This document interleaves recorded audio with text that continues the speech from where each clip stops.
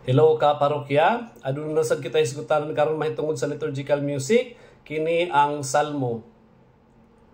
Musugot ba mo nga sa inyohang birthday, i-recite namo ang kantang Happy Birthday to You? Pakanon ka minimo.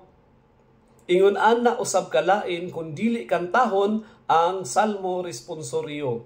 Kini pagkanta sa responsorio, nagagikan pa ni sa tradisyon sa mga Hudiyo, no, sa mga sinagoga. Ginahimo nila ni isip tubag sa ilahang mga pagbasa. Sa atua sa Katoliko, tubag ni siya sa first reading or unang pagbasa.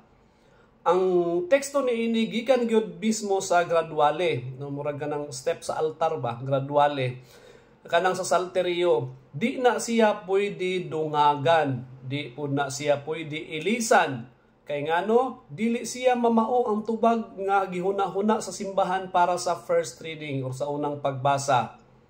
Kining salmo, kung dili ninyo ni kantahon kay wala gyoy singer nga kabalo mo kanta, pwede kay ni siya nga basahon nga kanang meditative pagkabasa, pero para musika ang iyang forma, ang organista na agid ni siya instrumental gamay nga dili tabunan ang lyric sa salmo. Pero kung mahimo kini siya class A, kantahon gyud ni siya.